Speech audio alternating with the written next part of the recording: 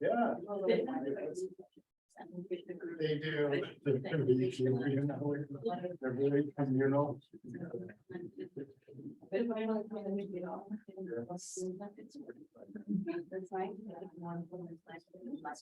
The covers it from.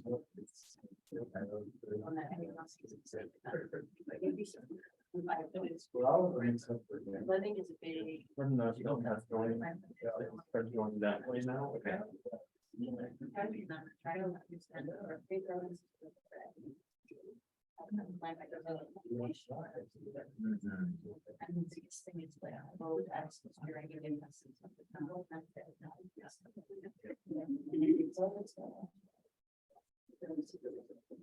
Yeah, I can see that.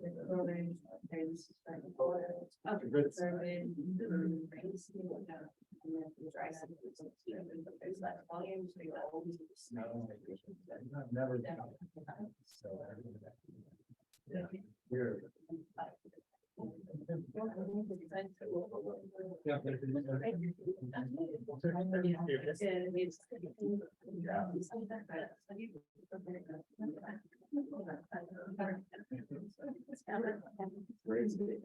I'm too big from that company.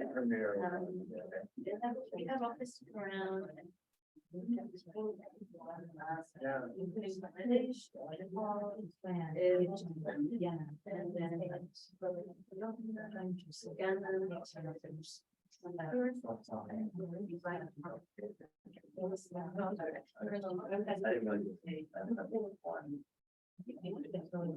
Oh, the basement, the HQ is. Yeah. Yeah, so we have 35.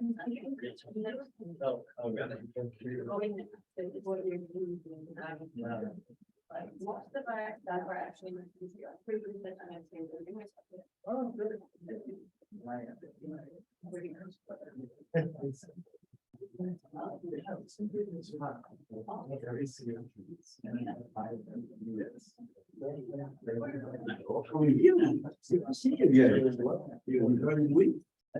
to interrupt. I was just there. It's really.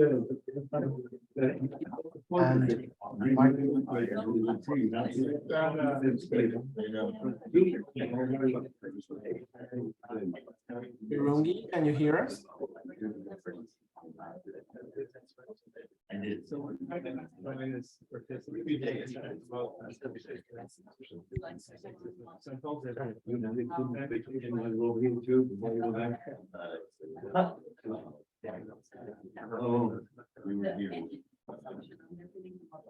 As long as the voice structure.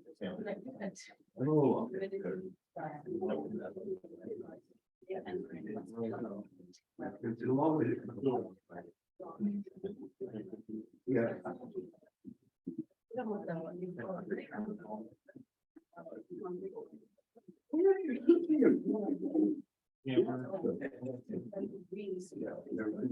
When this week we should put on those in England. Call it a thing.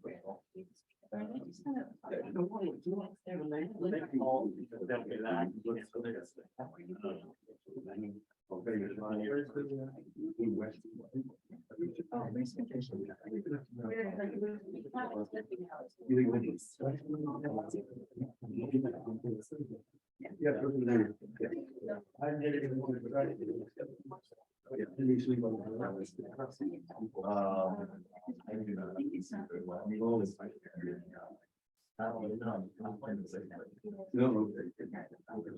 when I'm from the first like the older I usually get a previous one or something lie down and that or lie out.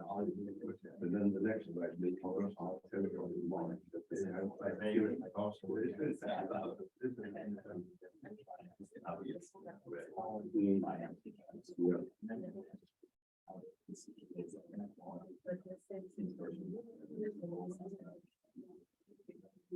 Yes, that's what it's.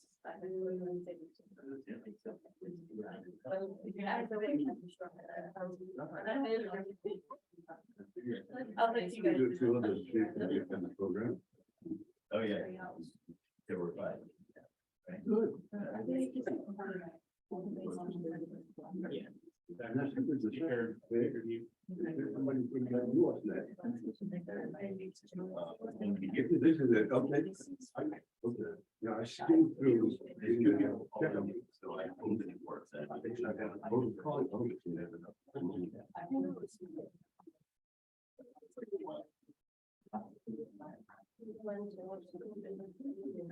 They've done quite well. Yeah, there's, Yeah. there's a.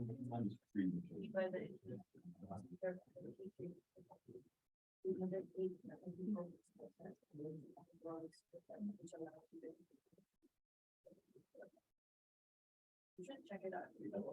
Leave all the teas. That's what. Okay. I think. It's very nice. Most of other things and watch it out there. But we should. Hello, everyone. Hi, Morning. a very warm welcome to those of you joining us in person and online at this side event entitled Pathways to Wash-Friendly Schools, Evidence from Uganda. I guess the advantage of holding this session on the third day of the conference in person is that so many of your faces are familiar already. But for those of you who do not know me, my name is Marjorie Huang. I'm Senior Program Manager from DevWorks International, and I will be moderating this session. And helping to maintain the online chat is Manoli Strecker. Do you want to stand up? Hi, everyone. Yes. Also from DevWorks. So since we have a lot to cover during this session, let's get started. Here's our agenda for today. Yeah, so after I go through this section, first, Rick Johnson from WHO has graciously joined us to give a brief overview of the global status of WASH in school to set the stage. Next, we focus our attention to Uganda, beginning with a brief recording from the Commissioner for Basic Education, Cleophas Mugeni, from the Ministry of Education and Sports in Uganda, with his opening remarks. Next, we have 5 panelists who are dedicated, committed, and bring a wealth of experience in promoting washing schools in Uganda. And I present them in the order in which they will speak.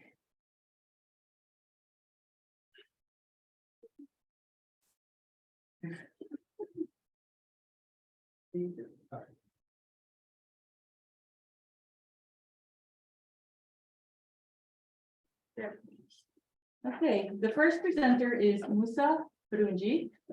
Musa is a Senior Education Officer, WASH focal person from the Ministry of Education and Sports. Musa has worked as a school teacher, district inspector, school district education officer, and now the WASH in Schools coordinator at the Ministry of Education and Sports. Our next speaker is Mary Namwebe. She is the WASH officer at UNICEF Uganda, in charge of WASH in institutions. She brings 18 years of working in WASH, and prior to joining UNICEF, she held technical leadership roles at 2 NGOs. Our next panelist is Yunya Musazi, Executive Director of the Uganda Water and Sanitation Network, UWASNET. She has extensive experience working with communities as well as national, regional, and Pan-African institutions. Currently, she oversees a network of 200 civil society organizations. And these 3 presenters will be joining us live virtually, as this is a hybrid session. Next, we have Jacinta Nekesa Nangabo, Senior Technical WASH Manager at the USAID Uganda Sanitation for Health Activity. Jacinta has an extensive career implementing WASH programs. She is passionate about empowering people to take charge of their lives and to ensure access to equal opportunities. And to round out our presenter, Patricia Namakula, male advisor of the USAID Uganda Sanitation for Health Activity as well, also joins us. She has over 16 years of experience designing and implementing complex multi-country and multi-program monitoring, evaluation, research and learning systems that track progress using evidence and decision-making to support learning. Together, our panelists will lead you through the journey Uganda is currently going through, highlighting challenges, but also potential pathways to achieving WASH-friendly schools. Each of the presentations deliberately ends with some reflections or lessons learned to spur discussions on these topics. The findings from one particular study, which Jacinta will present on pathways, might surprise you.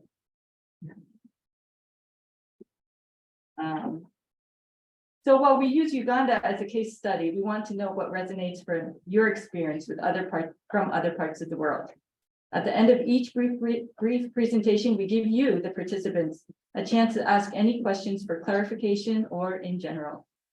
So please introduce yourself when you ask questions, your name and affiliation, and if virtual, also where you're joining from. And then after the presentations, we will have a moderated panel discussion, followed by Q&A for more interaction with you all. Rick, the floor is yours.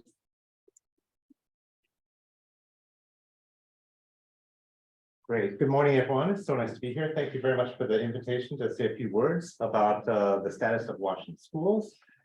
I love this conference. I love UNC. It's a bit unfortunate that the two sessions on Washington schools are happening at the same time. So right now, my colleagues from UNICEF on the JMP are presenting the report that we launched earlier this year about Washington schools, but I can give you a few of the highlights from that report. So the WHO UNICEF Joint Monitoring Program produces global updates on Washington healthcare facilities, households, and schools. And in June, we published an update. This 2022 report drew on over 1,000 national data sources. Very often, those are coming from routine MISs, EMIS systems, but they can also come from survey. And we had enough data in this report to have estimates for basic drinking water, basic sanitation, and basic hygiene for about 100, 110 countries, depending on the indicators, covering about 60% of the global population. So there's still gaps, but it's a pretty decent data coverage. I was just looking at the Uganda country files that we have. We make publicly available all the national data sources that we draw on. And Uganda is a bit different from most countries that we often rely on EMIS data. But for Uganda, there's really a rich tradition of surveys that collect data on Washington schools. And some of those are conducted by NGOs. World Vision has a few surveys. But the Bureau of Statistics, UBOS, does a repeating national panel survey, which collects data on Washington schools. So I think that's great. If I can list some highlights from the global report, if we look at drinking water, sanitation, and hygiene, we found that 29% of schools globally lacked basic drinking water services. It was very close in Uganda, 27% without basic drinking water. Globally, 28% lacked basic sanitation services. Again, it was similar in Uganda, about 25% lacking basic sanitation. Globally, there were 42% of schools without basic hygiene services. That's having hand washing places with water and soap available. This one was rather higher in Uganda, where we found 68% of schools didn't have those basic services.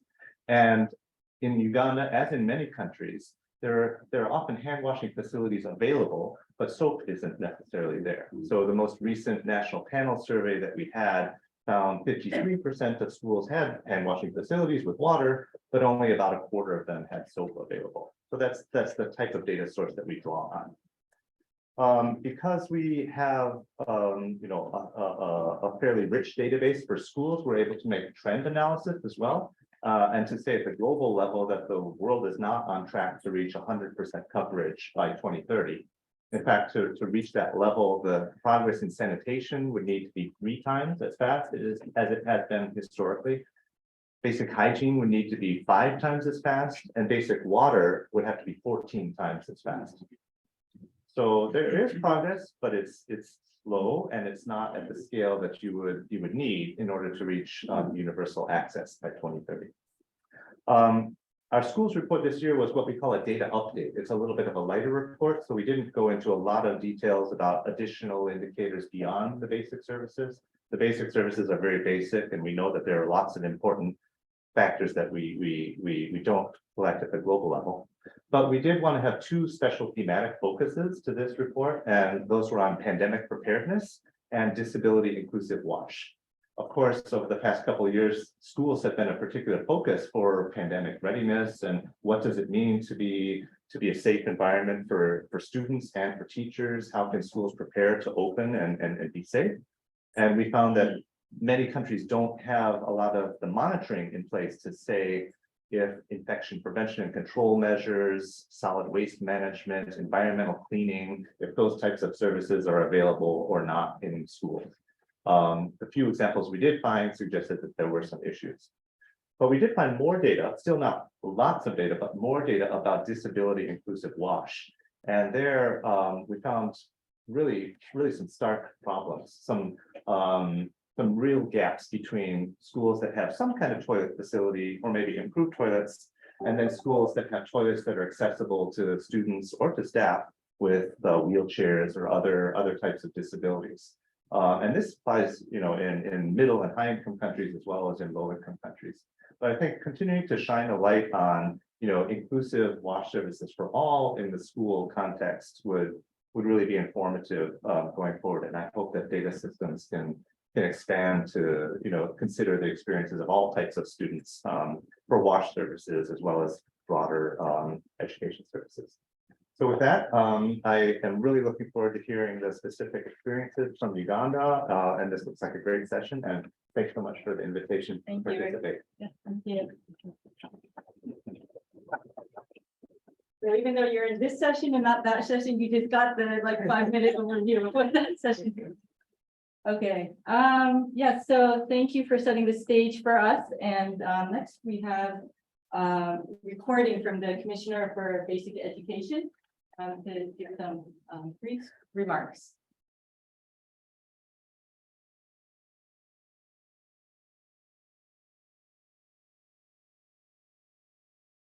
Distinguished ladies and gentlemen, allow me to welcome you to the Water and Sanitation Schools session. My name is Dr. Cleophas Mugenyi. I work as Commissioner Basic Education in the Ministry of Education and Sports in the government of Uganda. I would like to take this opportunity to thank the University of North Carolina Water Institute for convening this very important event. I'm greatly honored to have been given the opportunity to give the opening remarks for this side event. On behalf of the government of Uganda and on my own behalf, I would like to warmly welcome you to this side event. I want to state from the very beginning that the government of Uganda is committed to provision of WASH facilities in schools and all other institutions to ensure access, equity, and quality education to all her citizens. You also note that the provision of WASH facilities is in line with SDG goal number 6, and as a country we are committed to addressing the gaps so that we are able to achieve the target of SDG 6 by the year 2030. As you all know, ladies and gentlemen, WASH in school settings is critical to the provision of healthy facilities for all learners. The learners spend most of their time at school. In the Ugandan context, they report at 8 and they leave by 5. So the provision of safe WASH facilities is critical to their stay in the school because it improves access, it improves enrollment of girls and retention of girls as well as the completion rates of girls. Because as you are aware, the girls need access to WASH facilities. The provision of WASH facilities reduces the transmission of diseases. It improves menstrual hygiene management, and of course, as I said, improves the completion rate for all learners, but more importantly, for girls. COVID-19 pandemic and even the Ebola pandemic has taught us one lesson, that water is very critical in fighting some of these pandemics. So investing in WASH in schools will make us more prepared to be able to address similar pandemics in future. Based on my experience as a teacher, as a district education officer, and currently as a commissioner, I've had the opportunity to see the challenges associated with the failure to provide WASH facilities in schools, as well as the benefits where these facilities have been provided.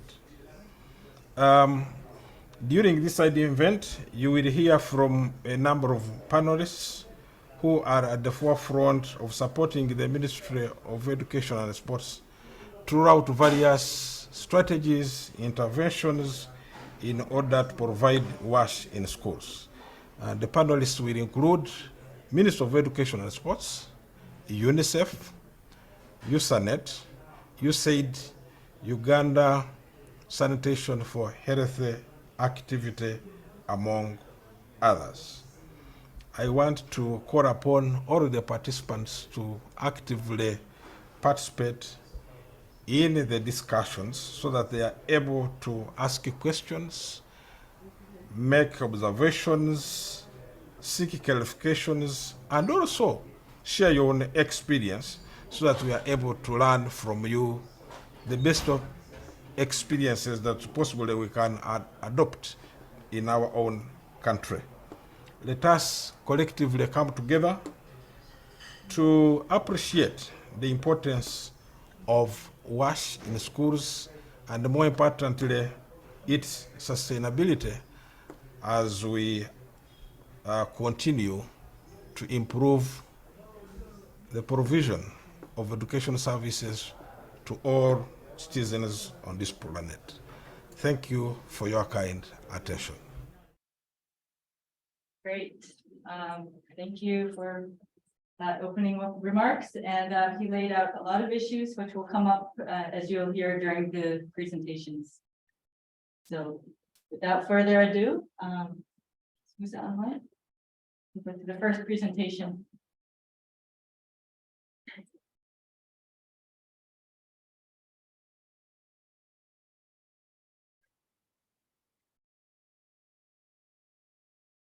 And, we give you the opportunity after each presentation to ask questions for clarification or just in general.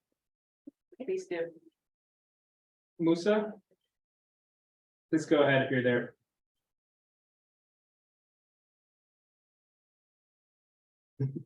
So this is a hybrid session. So please bear with us. Trying to get so Musa is last I heard he's on the road. So he's at some internet cafe or something. Was he there before?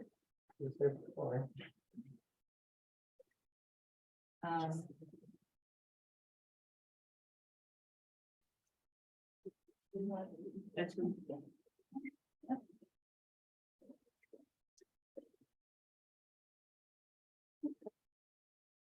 okay, Jacinta is our stand-in in case. I'm standing for Musa. So this is a presentation from Ministry of Education and Sports in Uganda, trying to share with us the experiences on what they are doing on washing schools. The ministry is committed to achieving universal education, and we have a universal primary education program. And to be able to achieve universal education, they're also trying their best to expand and improve water and sanitation services in schools, both primary and secondary. They're also trying their best to ensure that they collect. Hello, Yes, Musa, are you there? yeah, I'm now, I think I'm now clear. Very sorry. Please, Can Go I on. proceed? yes, please. Musa, can you tilt your camera a little so we can see your face? Okay. Yeah.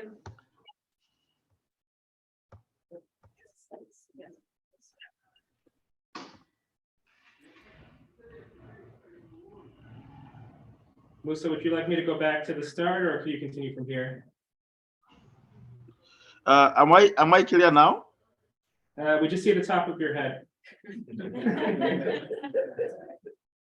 We can't see your face. Can you tilt your camera, your computer, so we can see? So you're looking at your video? Yeah, it will come, but allow me present. Okay, Okay, please please. go ahead. Okay, please. Okay. Thank you very much, moderator. Once again, I'm Birunje Musa, working for Ministry of Education and Sports. I'm really very sorry because of the network connectivity.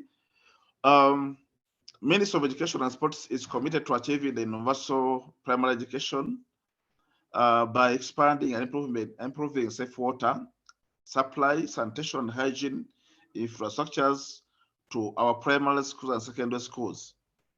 Strengthening the correction of education management and information management system, data for allocation of resources and decision making, strengthening monitoring systems to improve overall leadership and performance.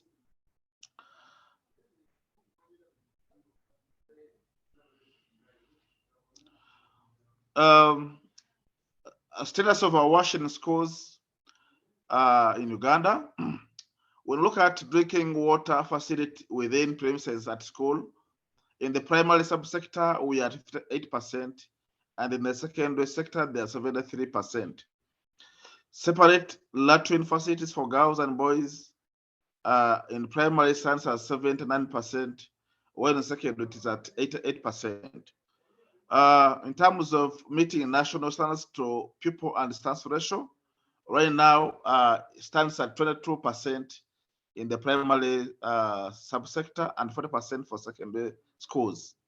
In terms of hand washing facilities, colleagues within premises, 56% of our primary schools access hand washing facilities, and 67% in the secondary space, although there are challenges to do with soap as a bigger challenge.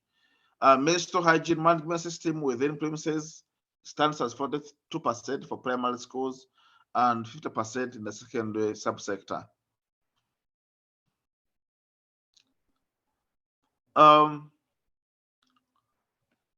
In terms of financial resources required to support washing schools, in terms of provision of safe water and adequate supply assistance, we have a gap of 194.3 billion shillings in the primary space and 12.2 billions in the secondary subsector. In terms of sanitation and hygiene facilities, these are latrines, hand washing facilities, and menstrual hygiene management systems. We have a gap of 141.6 billions in the primary space, and we lack 13.5 billion shillings in the secondary schools. In terms of wash promotions and monitoring, we have a gap of 97.5 billions in the primary space and 7.7 in the secondary space. In total, we have a gap of 433 billions in the primary space and 31 billion shillings required to address the challenges in the primary space, in the secondary space. So we look at the grand total in terms of gap, that is around 121 million US dollars required to address our challenges in washing schools.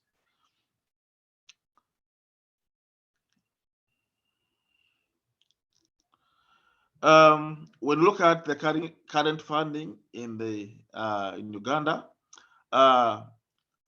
government of Uganda provided universal primary education grant, which is to the tune of 95 billion shillings. That is about 26 million US dollars for last financial year that ended in June this year. The grant's purpose is to support primary schools with the provision of scholastic materials, co-curricular activities, management, administration of schools, and contingency, whereas infrastructure. And then this amount can only support between 1 to 2 schools per district in the whole financial year. And it is too little to support the WASH in the schools program.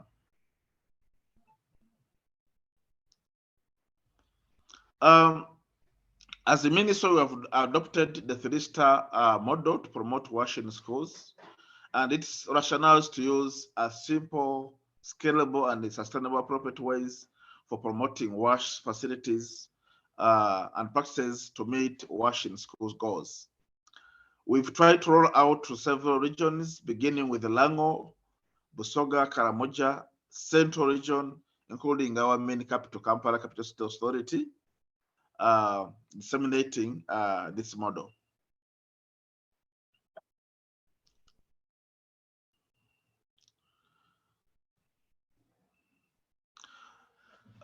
This is how the 3-star approach entails, but just to give you an oversight in Ugandan situation, you find that most schools in Uganda belong to no-star school, meaning the situation is not good. We need to address this. We need to support the schools to go to the desired level 3, where our schools can greatly participate with all the key stakeholders to improve on this. But on the happy note for this model, it is incremental. So it requires many stakeholders to support each other to ensure that we upscale this. For example, look at star 1, where we have daily routines to promote health habits. For example, daily supervised group hand washing with soap, normally before school meal, cleaning toilets, use of drinking water bottles by learners, and this one requires community engagement. When we look at level 2, which is incremental, you can see hygiene education and facilities to promote hand washing and proper toilet use. You can see improved sanitation facilities and for menstrual hygiene facilities being promoted. And this one requires a low-cost point, use of water treatment introduced in schools. We look at the 3-star meeting national standards.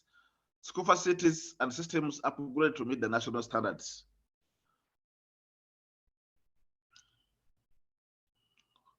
Lesson is learned. We've learned that WASH in schools implementers are not well coordinated. They are not all following the 3-star approach and the ministry's other guidelines. Like, for example, we have operation and maintenance for schools. Despite government and partner interventions, the WASH in school situation is still in dire and in need of further investments. The minister looks to partners to fill the resource gaps, but partners sometimes concentrate in certain regions only, which can even cause duplication of efforts and wastage of resources. And then we are leaving other areas without any partner supporting them. We request that if possible, we need to roll out the 3-star approach. Roll out of the 3-star approach is not widespread. So we are requesting actors, including teachers, need to be trained on the 3-star approach so that we can actually reach out our vulnerable population. Programs such as toilets making the grade, school wash competition can accelerate progress with a minimal external input. We've done this in the KCC and Apache, and I can assure you, team, that there is a lot of progress, positive progress taking place in the Kampala Capital City Authority. Thank you very much. I'm very sorry that my video is not actually showing, but at the last stage I'll show you my whatever my face. Yes, I thank you. Thank you, Mr. Barunji. We can take one question from the audience. Yeah. Do you think I have to use it? It's here, so. Use it. Thank you. Hi, Musa. Thank you so much for your presentation. It was really interesting and really interesting to hear from a government perspective. I'm wondering, I know there are challenges with financing, especially I think, I wasn't sure if the financing data you had was about like CapEx, like the installment cost of facilities, or also operating and use. I know that one of the main issues in Washington schools is actually like maintenance and use and kind of O&M on facilities, including water and sanitation and hygiene facilities and equipment, also MHM. I'm wondering if you've thought about a wash in schools as a service model, like we've done that for water, we've done that for sanitation. How do you think the private sector can be involved in wash in schools also in order to really maintain sustainability beyond just installation of facilities? Mr. Barunji, did you hear that comment? Yes. Okay, could you give a response? Okay. Thank you very much for that wonderful question. In terms of private partnership in the Ghana situation, several private actors have come in to support, but they support in piecemeals. We don't have a comprehensive package where private partnerships have actually come to support fully washing schools. It is still a gap, and maybe it's one of our issues which we need to take forward in one, mapping them, and then finding a way of requesting them to come in and invest wash in schools. It is still a challenge. They are doing, but in piecemeals, and we don't have a comprehensive package from the private sector. Okay, thank you. Let's move on to the next presentation from Mary. Hope Mary's connection is there. Mary. Thank you very much, moderator. Good morning to everyone. My name is Mary Namwebe from UNICEF Uganda.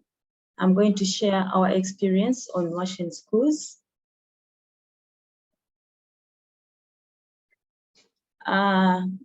UNICEF is involved in implementation at national level. And over the period, the following have been achievements where we have worked closely with the Ministry of Education and Sports. Firstly, we have been involved in the development and implementation of manuals, guidelines, and as well as development of assessment tools. As you can see on the right, the pictures there showing different manuals that have been developed on operation and maintenance, menstrual hygiene, the 3-star guidelines, as well as the national micro-planning. We have also supported the Ministry of Education and Sports to establish the washing school hub and also ensure its functionality. And this has been very key in coordinating different partners to ensure that they deliver wash services in schools. Additionally, we have also been involved in the demonstration of innovative approaches to ensure hand washing with soap as well as menstrual hygiene. For example, we've been involved in training learners on how to make liquid soap and also how to make reusable sanitary pads. Then we have also been involved in supporting the sector to develop the school management information system. And this is still ongoing. It is an integrated system that incorporates components for Ministry of Water, Ministry of Health, and also Ministry of Education. but the one for Ministry of Education will be linked to the EMIs. At the subnational level, specifically district level, from 2020 to 2022, these have been the achievements.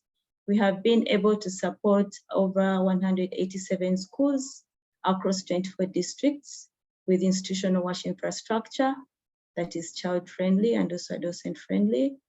Then we have also collaborated with civil society organizations and also district local government to implement a comprehensive package for washing schools. You can see in the map there the different districts that we have supported over the period.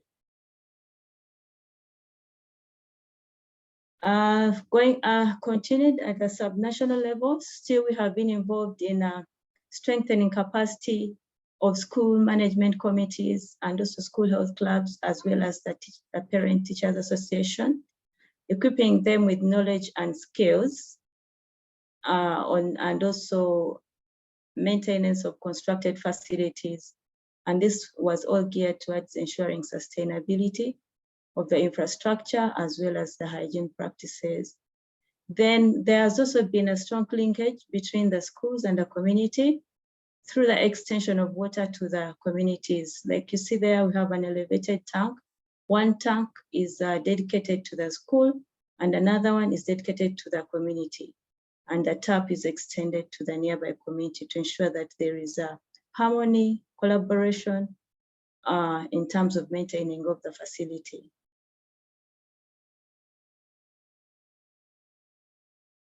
These are some of the lessons that we have learned over the period. We have noted that system strengthening is very critical in ensuring effective service delivery, as depicted through our collaboration with Ministry of Education and Sports, Ministry of Water, the relevant district departments, that is health, water, and education. Then at the school level, the school management committees, the Parent Teachers Association. We note that all these are permanent actors and we're basically complementing their efforts. So it's important that from the start, we will collaborate with them to ensure that they continue with the service delivery. Then we have also noted that a number of lessons have been registered and would like to document those lessons further to ensure that we attract more resources and support to the washing school intervention. And importantly, we have noted that the timely provision of washing school services has contributed to the timely provision of school meals and the early start of lessons. We note that where the wash services are not available, especially water, the children are sent to distant sources to collect water before the classes begin, and that delays the start of the learning. Then we've also noted that there has been improved nutrition through availability of water, and this has enhanced the schools to engage in the growing of vegetables and fruits, hence improving on the nutrition. Furthermore, there's been a registered improvement in attendance, especially among the adolescent girls. For example, when we construct the child-friendly latrines, we make a provision for the washroom and an incinerator to enable the girls stay in school and learning, especially during the menstrual period. Then we have also noted enhanced community ownership as well as maintenance of the school facilities. When both the school and the community have access to water, it creates harmony and also improves the collaboration to ensure that they all contribute towards the maintenance of the facilities. Thank you. That's the end of the presentation. Thank you, Mary, for mentioning the system strengthening. This is something that we hope to get into a little bit more during the panel discussion. And I also want to make a quick comment about, documenting impacts. Sometimes it's not so easy to document those impacts. The other part of documenting impacts is the effectiveness of the message to those you're trying to advocate, whether or not it's effective or not. So, yeah, Thank you, Mary. Any questions?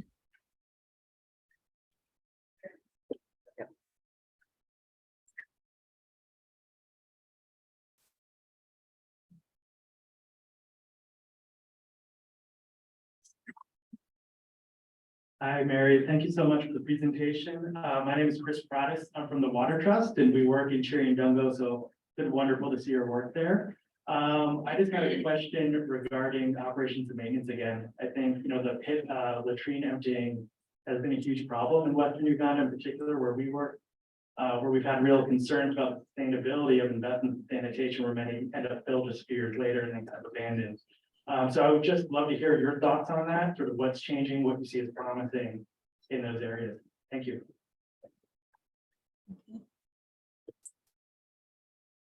Mary, did you hear the question? Yes, I did. Thank you very much, sir, for that presentation.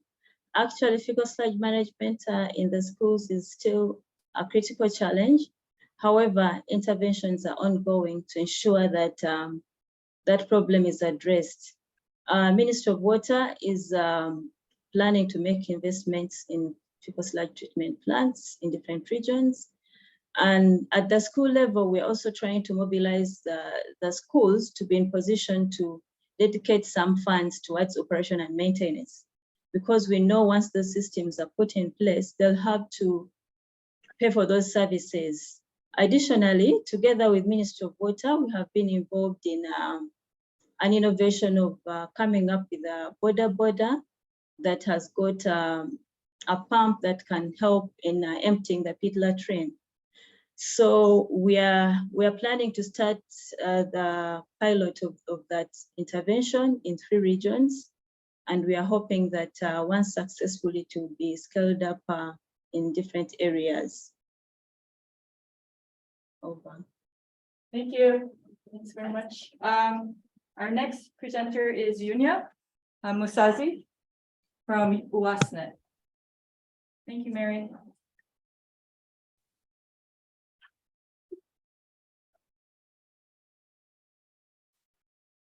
Thank you, Maggie. Good morning, everyone. Mwatuze mutya. Greetings from Uganda. Like I've been introduced, I'm called Yunya Musazi, and I'm the Executive Director of the Uganda Water and Sanitation Network. Allow me to first give you a brief about my organization. The Uganda UASNet, in brief, was founded in the year 2000 and has a membership of more than 250 civil society organizations that work within the water, sanitation, and environment sectors. Our main role or mandate is to coordinate all our members, to coordinate their voices around issues to do with water and sanitation and environment, facilitate learning, sharing amongst our members, promote partnerships and collaboration between the civil society organizations and other stakeholders that include government, private sector, and development partners, document the work of our members to promote learning, and also strengthen by building their capacity, promoting and sensitizing them about different sector policies and guidelines that also include the policies and guidelines that address washing schools. In reference to the National Microplanning Handbook that was developed by the Ministry of Education in the year 2018, it indicated that there's a total number of 451 organizations that reported to be supporting WASH activities in primary schools, while 122 organizations reported to have WASH activities in secondary schools. A total number of 43 districts, that's around 27% of districts, had no single reported partners implementing WASH in schools, and a total number of 86 districts, which is 54.4%, had no single reported partner for WASH in secondary schools. So what is the role that WASH does to address, WASH in schools? First of all, our key main mandate is to promote dialogues and influencing at different levels, both at national and regional level. And some of these activities, we've done them in partnership with USHA, which is the Uganda Sanitation for Health activity, USAID funded program, also other partners like GIZ and SIMAVI. We also advocate for inclusion of marginalized groups in sanitation, hygiene, and menstrual hygiene issues. And this is where the children who are at school and also within the communities, of course, comes in. We advocate for intersectoral ministerial coordination, like previous presenters have been indicating. In Uganda, the mandate for WASH doesn't fall in only one portfolio. It's cross-cutting in the Ministry of Water, Environment, Ministry of Health, and also Ministry of Education. So we try to promote that interministerial coordination through the different dialogues that we hold. So we also advocate for prioritization to different stakeholders that include Parliament and line ministries, like Ministry of Finance, prioritize financing for WASH in schools. Through promote dialogue and coordination, we also have informal structures like we put in place like groups of our members. Yunia? Sorry, your sound is cutting off a bit. Not sure if you can adjust your microphone. The headphones, can you hear me now? Yes. So we also have informal structures like WhatsApp groups that promote coordination and learning amongst our members, but also link them to different government bodies. Then also one of our key areas of focus is promoting, through the coordination, we annually compile the WASH CSO performance report, which details the total investments and services the different members or CSOs contribute within the sector. On the right, you see that first table. The third row indicates the investments by the civil society, specifically in washing schools, where we have an average usually of around 50 to 60% of our members who report. And out of these, 58 indicated to have provided services to washing schools, benefiting a total number of 61,361 beneficiaries. A majority of these are female, who are registered to be 18,243. On the table below, is specifically for sanitation and hygiene interventions, where a total number of services provided for both boys and girls is 58. But I want to bring you to the lower table.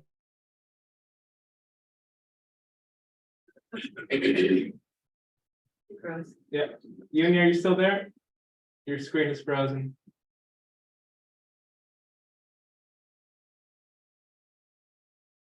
This might be the only session that's actually doing a hybrid.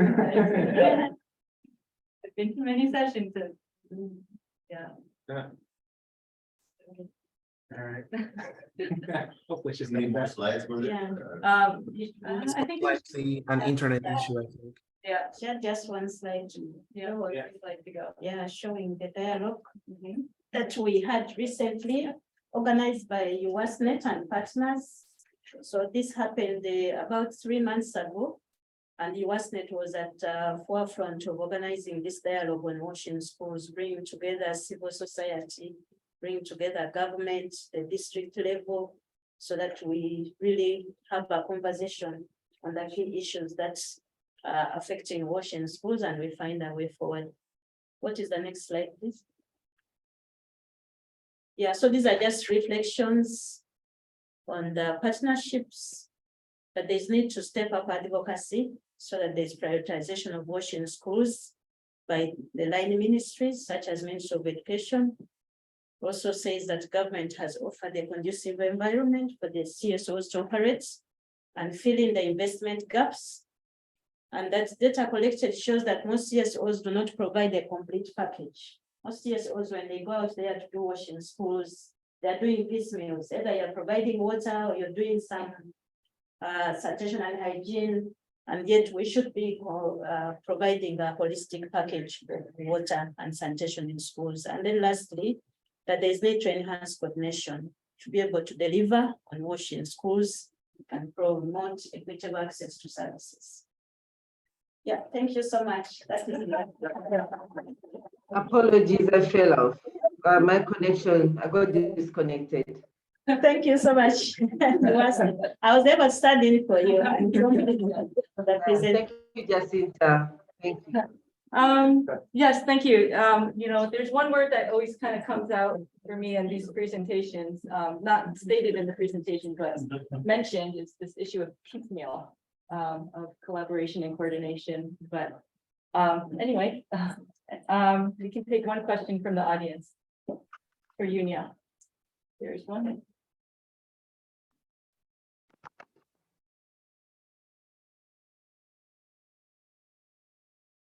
There's a question on behalf of it.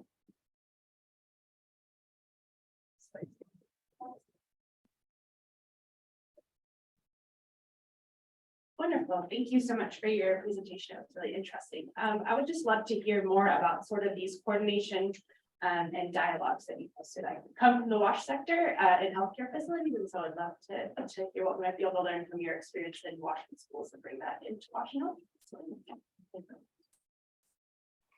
Can you speak a little bit about the dialogues related to Washington schools? Yes, so far we've had 2 dialogues, I think within a span of 2 years, where for the first time we called together the WASH CSOs, but also the partners working within the ministry that offer Washington school services, mainly, of course, to promote dialogue between officials from the Ministry of Water and Education, but also the CSOs and other practitioners like UNICEF, GIZ, where we met together, and also, of course, USHA, where we met together and we deliberated on what are the key approaches and learning between the different stakeholders, but also what are the key challenges that need to be addressed. And of course, one of them is to share the different guidelines that have been presented by other colleagues, but also we've identified to jointly advocate. I think Musa from the ministry shared the funding gap that we have. So we are jointly planning to move forward with advocating for financing, additional financing, specifically for WASH in schools.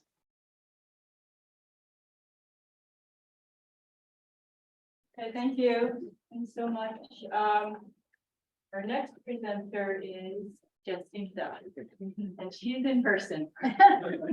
No technical issues. Thank you, Yunya. Thank you, Yunya. Thank you so much. Once again, I'm Jacinta Nekesa.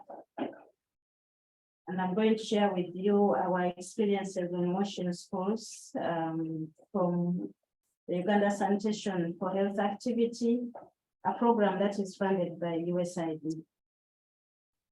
So before I go into details, I'll just tell you a little bit about our program. This program started way back in 2018. We'll be completing next year around July. And it's a program that's out to increase access to sustainable water and sanitation services in communities, but also institutions such as schools and healthcare facilities. So far, we've reached out to 115 schools that are spread throughout the country, in the north, in eastern parts, and down south. So we are out to achieve what we call WASH-friendly schools. And this is how we define WASH-friendly schools as WASHA. We define WASH-friendly schools with the 8 parameters that you are seeing up here. The ones that you see in blue are parameters that have to do with the WASH infrastructure development in the schools, while the ones in red have to do with the software kind of behavior aspects of water and sanitation in the schools. So before we intervene, we do a detailed baseline to kind of establish the status of each school on each of these 8 parameters. Earlier on, you heard from our colleague from the Ministry of Education talking about the 3-star approach And you might ask yourselves, what is the difference between this?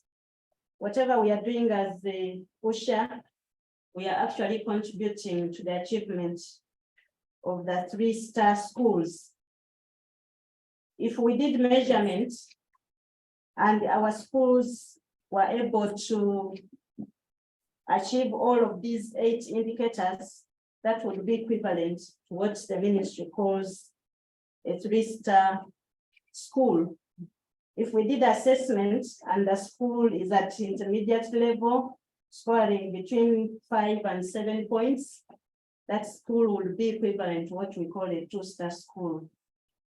And if the school scored between 1 and 4 points, it would be equivalent to a 1-star. If the school had no score at all, then it would be a no-star school.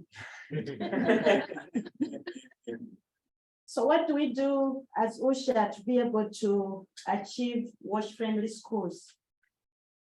We do provide infrastructure in the schools. We construct drainable toilets for both boys and girls. If the facility is for girls, then it's attached to an incinerator. We do construct hand washing facilities, group hand washing, so that children are able to wash hands before eating meals and after using the toilets. But also, together with our partner Rotary, we're able to construct water facilities in the school so that children have access to drinking water. Besides the infrastructure development, we also focus on behavior change in the schools. We have developed behavior change materials, as you see them on the right-hand side. And really, these materials are to engage the children together with their teachers so that they're able to change behavior. They help to instill behavior. We also do what we call painting of nudges on the toilet facilities so that we can instill behavior, but also reinforce messages. We have also conducted capacity building. Yesterday, we were talking about capacity building in the plenary session.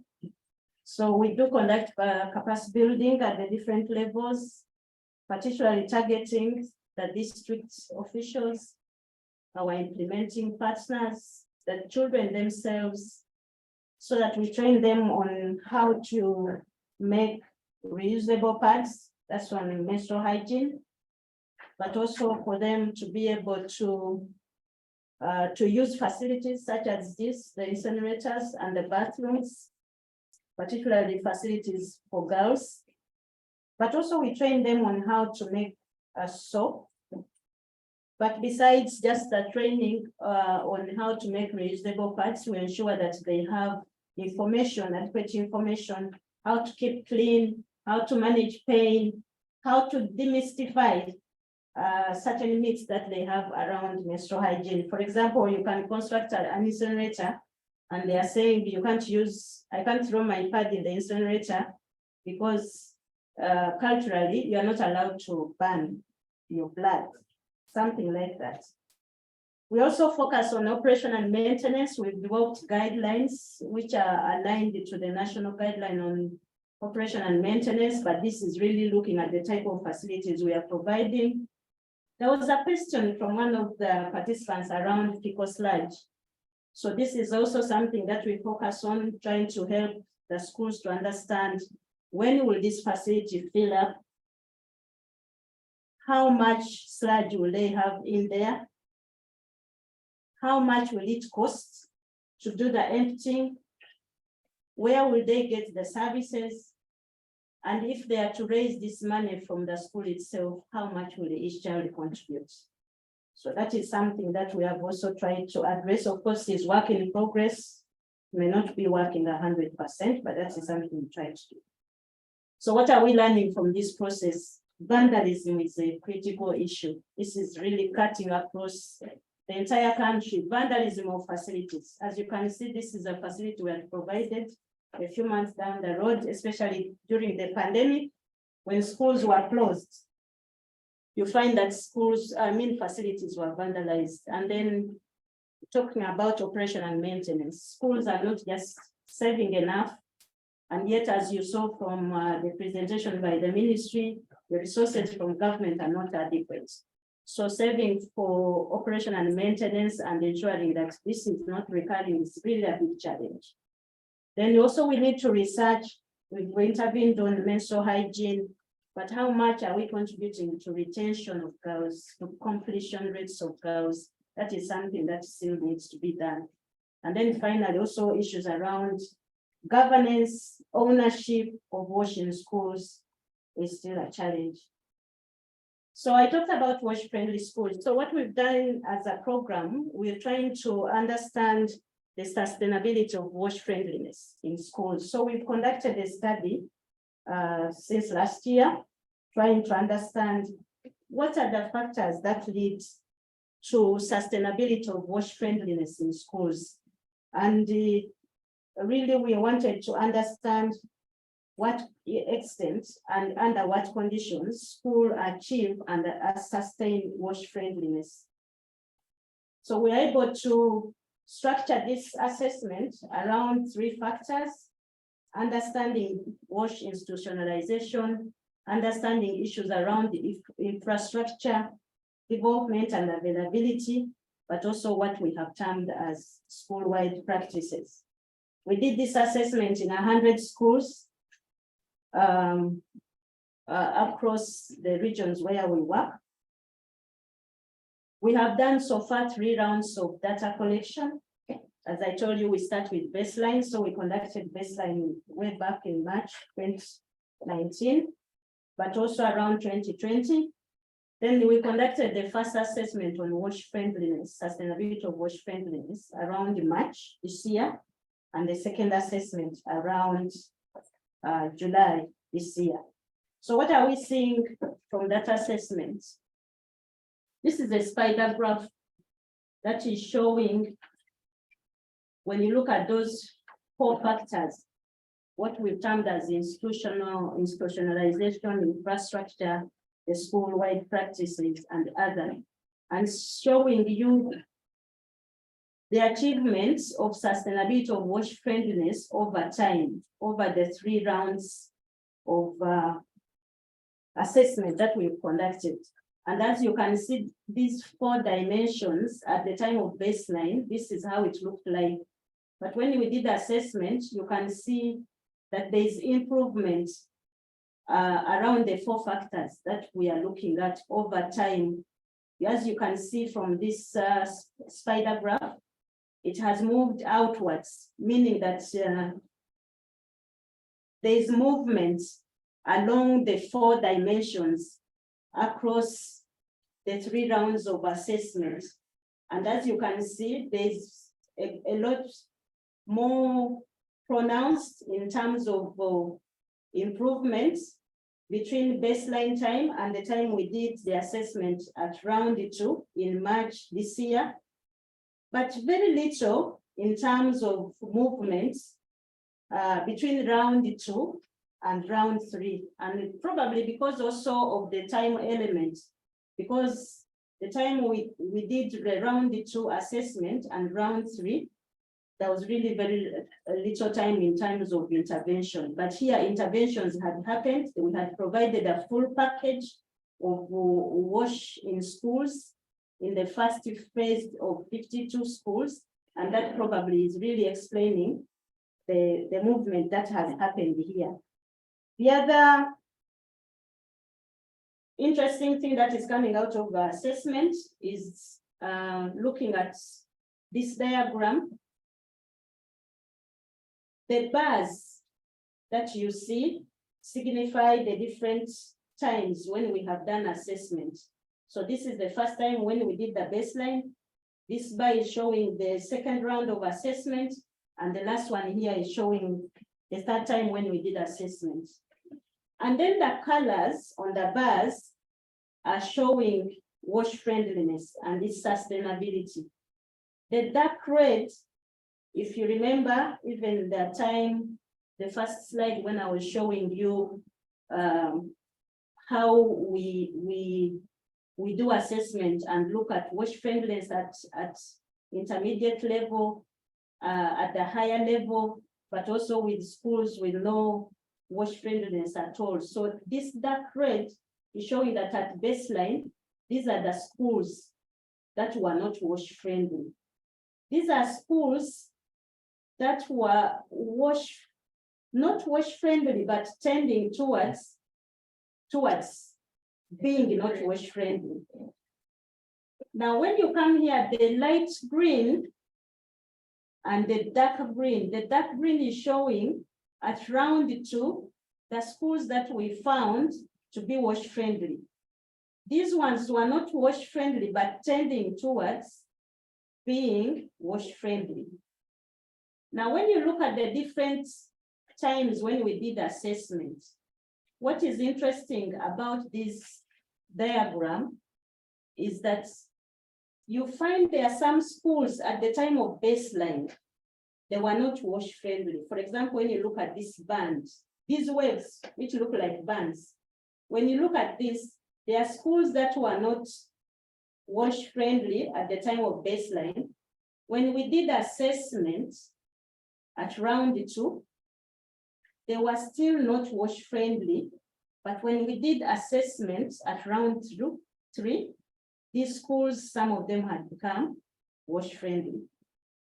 So you follow the waves and the band and you are able to see here, there are schools that were not wash friendly. They remained not wash friendly at the time of assessment. Some of them moved down to become wash friendly. Some of them remained there. So that's how you interpret that graph. And the question then would be, what is responsible for all this movement? There are schools that are moving in and out of being wash friendly. So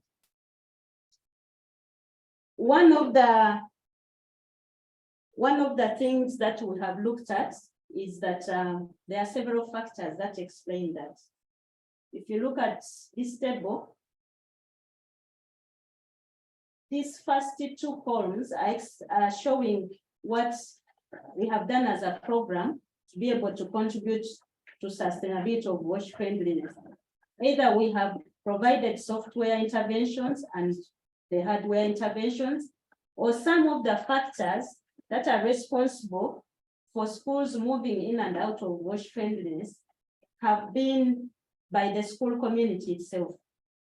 Either the schools are adequately resourced, that means maybe the parents are also contributing to wash in schools, or the stakeholders champion school wash. Stakeholders, this means like the school management committees, the PTAs, parents teachers associations, or the local authorities own the schools. I mean, they own washing schools, or even the school health clubs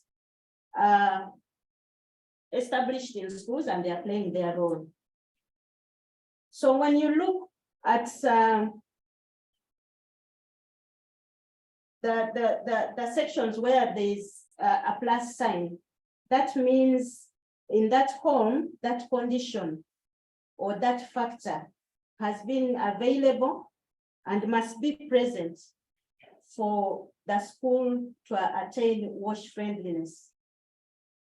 If you see a minus in this table, then it really means that that path will lead to wash friendliness, but that condition doesn't necessarily have to be available. So you read this across board, and this one is showing the different paths that our schools are taking to achieve wash friendliness and looking at which of these factors are contributing. Every path has different factor that contributes to sustainability of wash friendliness. For example, if you look at the first row here, and it indicates that 33% of the schools were able to attain wash friendliness.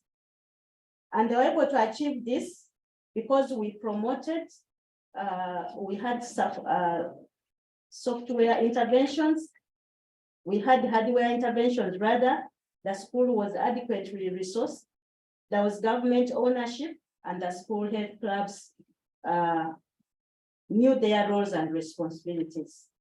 And that led to sustainability of wash friendliness. So what are some of the emerging lessons? It's showing us that wash friendliness is not static. Schools struggle to sustain wash friendliness. The analysis is also showing us that those three factors, underlying factors, they separately help us to understand the dynamics of development of wash friendliness.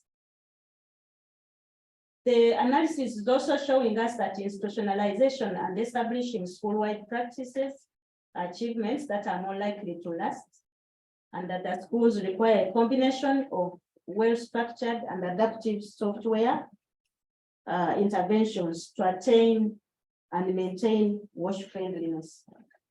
So thank you so much. Thank you.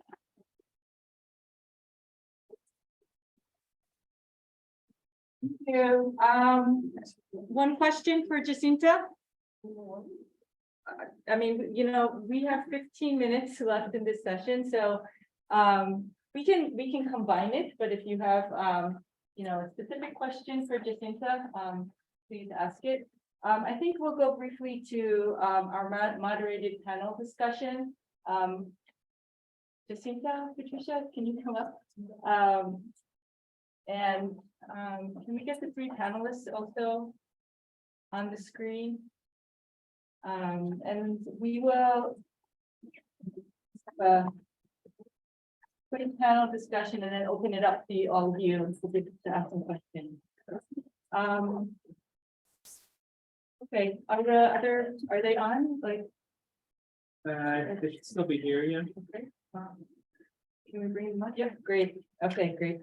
So this question goes to Mary, Jacinta, and Patricia. So during these presentations, you've raised a lot of issues. And so building off of all of your presentations, this question goes to Mary, Jacinta, and Patricia. What is needed with regard to system strengthening within the Washington school sector in Uganda to accelerate progress? Given the evidence that is emerging, how do we sustain wash friendliness in schools? And what do you want people to understand based on the experience in Uganda? So we can go first Mary, then Jacinta, then Patricia. Thank you very much, moderator. What is important for us to focus on is to ensure that we work with existing structures. For example, at the district, national level, and also at the school level, to ensure that their capacity is enhanced so that once the programs or projects end, they are able to continue to support the implementation of the WASH activities. Then secondly, we need to ensure that we have reliable data on the WASH status so that we are able to guide the planning and implementation based on evidence. Then it's also important for us to ensure that all stakeholders follow the standards and guidelines in terms of delivering services, specifically looking at the infrastructure when constructing latrines. It's important that the key features that are recommended by the ministry are included so that the intended learners get the desired service. Over. Thank you, Mary. Jacinta, would you like to go? Yes, I've got questions around systems strengthening. I think WASH in schools has different stakeholders that are involved in the provision of services. We have governments on one side. We have the CSOs. Someone asked even about the private sector. Yes, they have a role to play. So it's about how these are coordinated, how they are working together in terms of planning, in terms of service provision, in terms of even ensuring that they are contributing the much required resources, ensuring that there's monitoring and that there's data, as Mary has said, how do we ensure that all of this is brought together? And that there is that proper coordination in any one country or government, so that all of this is working well together to be able to reach out to all the schools and be able to reach every child. I think that's what I would look at in terms of strengthening the system. It's about who is in that system, what are they doing, how are they doing it, how are they coordinating. Thank you. And just to add is that it's critical to involve these stakeholders from the very start at planning. We should identify the challenges, the WASH-related challenges in these schools together with these key stakeholders and formulate solutions with them, solutions that work for them, not probably the solutions that are hybrid and are being brought in from elsewhere. And then encourage them to supervise and be part of its construction, let them be there, such that they begin to incorporate issues of sustainability, but also management of these facilities because they are theirs. And in this case, I think the learners are key stakeholders that are usually forgotten, but we need, and yet they are such change agents, even in the community, because what they learn from school, they will easily incorporate and adopt at home and in the communities. So let us involve the learners greatly, as well as the existing structures that are there for improvement of WASH services. There was another question from Margie around this, how do we sustain WASH friendliness in schools? I think what our assessment on sustainability of WASH friendliness is showing that infrastructure development is one of the very dynamic factors when it comes to issues of WASH friendliness. We usually provide infrastructure and we think we have addressed everything. But after you've provided that infrastructure, so what? What happens with that infrastructure? How is it being utilized? How is the management and maintenance? So we see that there are lots of dynamics around infrastructure. And I think that's one of the factors that has made the schools move in and out of WASH friendliness. While the other factors such as the institutionalization, such as the sector-wide practices are more stable over time. But my colleague can add. I think you said it. Okay, so then the next question goes to Musa and Yunya. So briefly, in a minute or so, so we all agree that partnerships, collaboration, and financing are critical, and much more needs to be done on providing access to financing. Does Uganda need a new approach or conversation to addressing the issue of partnerships, collaboration, and financing? And not to only dwell on the challenges, where can progress be seen? Where's the evidence that it's working? So in just a minute or two, both Yunya and Musa, please give a response. They're virtual. Yunya, please go first. Okay, thank you very much.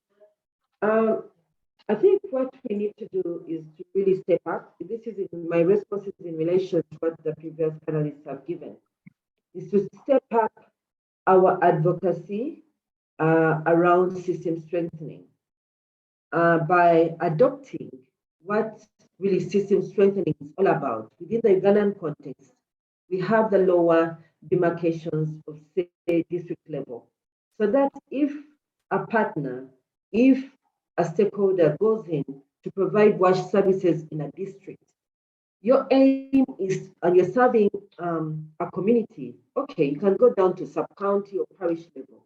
If you're serving a community, make sure that whatever is encompassed within the community, the schools, the healthcare centers are also, prioritized. Then secondly, when it comes to partnership, we need to step up our partnership to make sure that we bring on board the academia, who can help in beefing up our advocacy, in documenting it. Well, I think one of the presenters mentioned it, because where we are in Uganda, we are failing to penetrate the ears, we are failing to penetrate the change that we want to get regards wash financing, whether in schools or in community. So we need to step up our advocacy by generating the evidence that we need. For instance, if there's no adequate wash in schools, what does it imply on the children? What does it imply on the economy? Then, of course, the collaboration and coordination coming from a network organization that needs to be enhanced, where we need to woo more civil society organizations, but also their coordination and monitoring to generate the data that is required to know who is implementing what and where. So that at ministry level, even as at network level, we can be able to identify those who are unserved and where the exact gap is. Thank you. Thank you, Yunya. Musa, in a minute. Thank you very much, moderator. Just as my sisters alluded to, we need to strengthen our collaboration right from top down at school level. In terms of governance, in terms of data management for decision making, and then in terms of mobilizing all the stakeholders. Partnerships and collaboration need to be configured of both local and national factors affecting service delivery, including culture and economic geographical factors, among others. We talk about culture. We need to, of course, in Uganda, we have issues around the forced early marriages that resulted into failure to manage menstrual hygiene management. We need to take serious steps around that issue. Economically, of course, most of our families are poor and they are unable to pay for education service delivery. And that's why we need to collaborate with our partners to ensure that we support, especially the vulnerable children. Geographically, our climate change affects production and community ability to finance education and service delivery, including washing schools. In terms of financing, of course, we appeal to public private actors to come and join hands, complement on what government is trying, and also request our donors to support washing schools. The situation is not good, but I think with your helping hand, I know we can do something to support washing schools. Lucky enough, we have data and we're working closely with UNICEF, USNet, and WUSHA is there. We can actually have website from. Over. Okay, great. Thank you. Thanks so much. So we are 3 minutes to time. Is there a question on the chat? Yeah. See that? Okay, so this is a question to Mary. If you put your video on, how did UNICEF choose which districts to focus on first? What type of metrics were used? Thank you.